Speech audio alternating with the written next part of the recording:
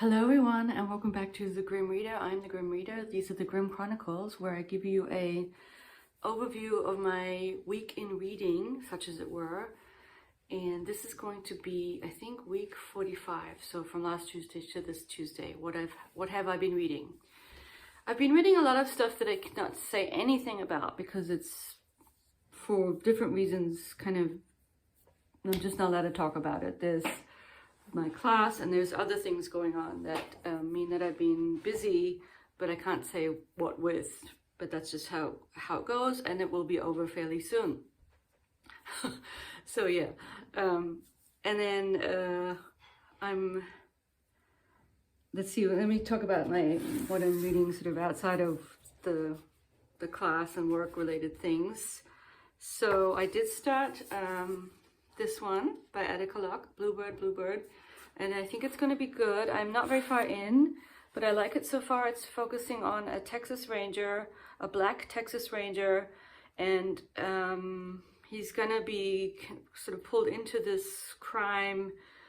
A crime has already happened, but I think it's going to go into this other things to do with the Aryan Brotherhood, so racist organization kind of Texas. So I think that's going to be good, and I do like especially like the main character so far. So Darren, I think is his name, the main character, the Texas Ranger, and I didn't really know who the Texas Rangers are. I have to do some research on what they are, but it's some kind of Texas specific law enforcement agency to do with being home on the range, I guess. I don't know. And yeah, and he's kind of he's going through some stuff with his wife, and then he's kind of he's implicated in the crime because he helped someone out there. Anyway, it's sort of going to go into the direction of this kind of dealing with this guy and his life, and in connection with finding out more about this one crime and what's going on. And I think it's going to be good, but I haven't really I've barely scratched the surface of it for time reasons, but I am going to continue with it. And the same goes for Trollope. I'm still slowly making my way through Trollope. I've read a tiny little bit more, not even at 300 yet. And the only thing one thing that happened that he's really good. So he's built up to where one of the sort of female leads, so to speak, heroines, is this wonderful young lady, sort of sprightly. She reminds me a little bit of the sort of more lively Dashwood sister, and I forget the name, not the one, the staid one. Actually, there's two sisters, Belle and Lily, and Lily's a little bit more like the flighty one, the Kate Winslet character in the movie, and the Belle Dale is like the other one. Was it Emma Thompson? I think played Belle. I'm not sure. Anyway, there's a little bit of similarity there going on.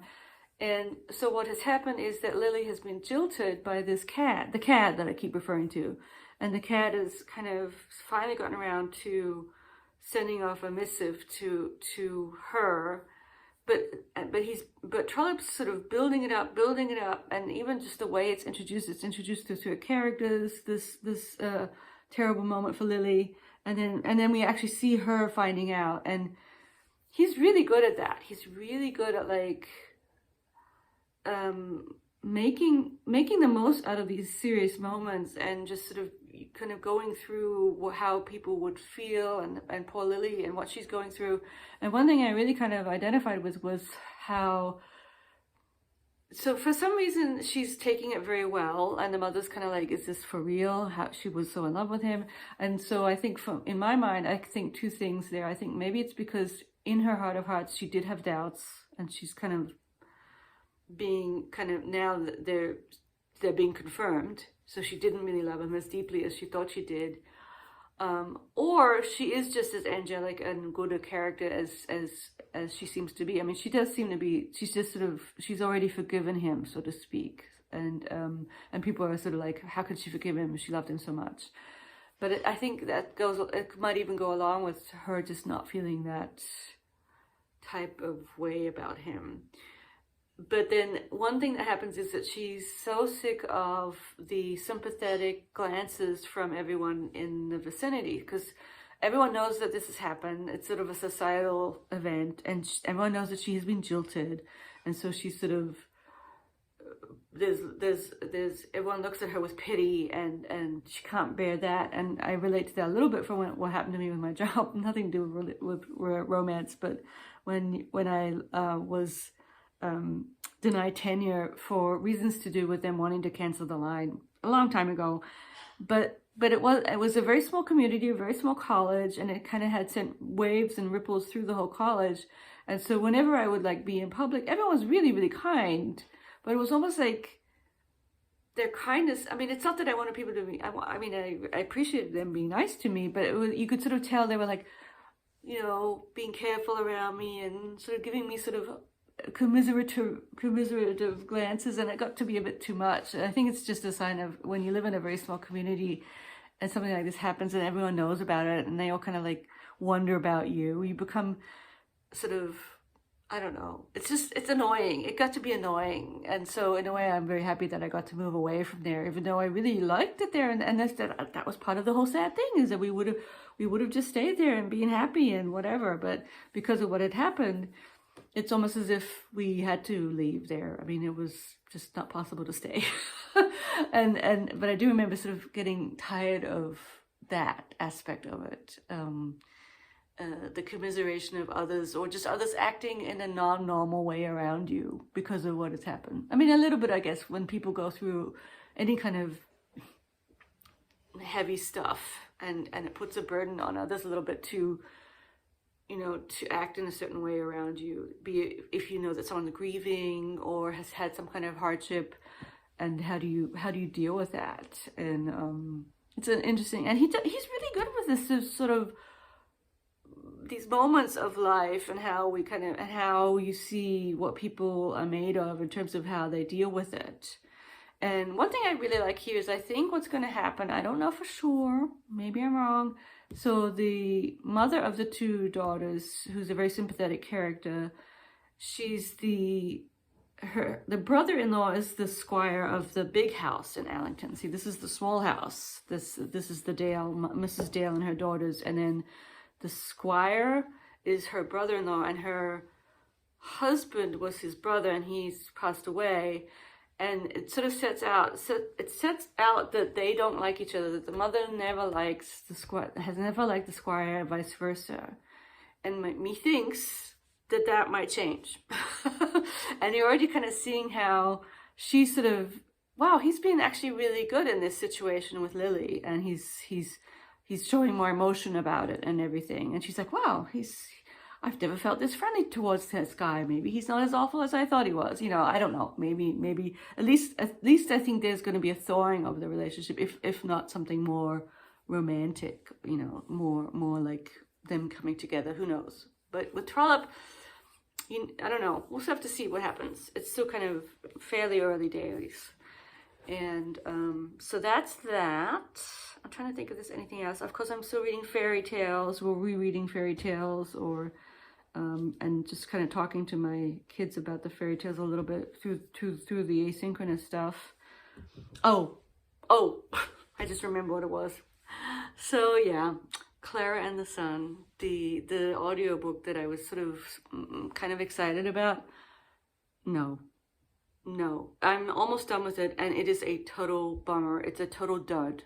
This is a dud Ishiguru. Thumbs down for me. It's terrible. It's gotten really bad. So, like, the simplistic point of view is of a robot AI, and that's fine in the beginning, and you think, okay, this is interesting, the way she sort of kind of structures her reality. But then once she gets sold into this household, and it all becomes very cliched and very sort of, so she has this sort of mechanical way of speaking, and the narrator does the same, and it's always, everything is imbued with this, oh, something exciting and important is going to happen, but then nothing happens. It's kind of like a shtick now. And then they've introduced some other, and all the new characters that have been introduced are terrible, especially the girl who is ill, has a boyfriend, neighbor friend, and that mother, Helen is her name, is such a terrible, and the reader, the narrator is doing a terrible job of narrating her, making her sound even worse than she probably would sound on paper. I don't think she'd sound that good on paper either, but they have these sort of fake, weird English accents, and it's just, oh gosh, it's pretty bad, and it's just so not The Buried Giant, and so not The Remains of the Day even. Those are the only two I read or listened to, but nope. So whoever it was, I'm trying to think who someone commented how I was being more great, like generous with Ishiguru. No, I completely agree. It's terrible. It's terrible. And then I think the person mentioned Philip K. Dick, Do Androids Dream of Electric Sheep, so Blade Runner, which I did read, and it's much better than this. Yeah, that's a given. But I remember thinking it's not as good as I thought it was. It was one of those books where I thought I would really like it, and I didn't. I don't think I'd have to reread it maybe. It's interesting. I don't think I quite got it. I was reading it on an ebook, and sometimes I don't know. I'd have to reread it because I do like. I mean, I've read one other Philip K. Dick. So, yeah, no, it's not even in that realm. And I think the person, sorry, I don't remember who it was who commented that a lot of sci-fi people could probably do the stuff way better than Ishiguro. I don't even know. This is just a complete disappointment. So even though I'm not quite finished with it, I don't think I'll say that much more about it, except that I don't even know how many stars it'll get. Maybe at the most 3, which for me is not that many. I'm pretty generous with my stars. It may even just get 2. Yeah, so that's a dud. And I'm trying to think if there's anything else on the horizon. Oh, there's lots of things on the horizon. But because I'm so busy, I don't think... Oh, that's right. I was tagged. Noah, everyone who reads must converse. Ain't that the truth? Tagged me in a interesting tag. And I'm kind of... It's one that I could perhaps do because it's not 20 questions. It's just... Pick your favorite chapter and read a chapter from it. So there's no way I'm going to sit here reading a chapter. For one thing, you know, who wants to hear me read a chapter in German from Dr. Faustus? That's not going to be very good viewing for anyone. But I think I have found a book that that might work for a few pages of a chapter. So stay tuned for that when I get a chance. But and I'll just chat a little bit about one of my favorite books. So thank you for tagging me, and I will do it. And I found out through someone else. But yeah, I just don't have to. I do kind of enjoy being on the periphery of BookTube and not really doing a lot of tag stuff or any tag stuff. And even being honest about the fact that I don't or cannot or don't want to or have not the time to watch a lot of BookTube. I dip in. I like watching some people. And I watch all kinds of people from now and then, but not with any consistency. So that's another reason why I'm not part of the community as much as other people are. And you know what? I think that's fine. I think people respect that, or at least we can all do our own thing on here, and it's fine. You know, I'm just doing what I want to do. And for a while, I was sort of wondering about vlogging for Vlogmas, but I don't think I'm going to do that because I kind of like the weekly check-ins, and I think I'll just do that if I'm still planning on going to Germany, even though COVID's not doing so well over there. But I think since I'm going to get my booster and everything, I think I will still go. And that's mid-December. So I might do some, I might do a couple of vlogs about being in Germany. Yeah, so we'll see about that. So yeah, a short update. I got stuff to do, and I hope everyone's doing well. Thank you all for watching and commenting, and I will see you all next Tuesday. Oh, it'll be Thanksgiving week. I'm so looking forward to that. So yeah, see you then. Bye-bye.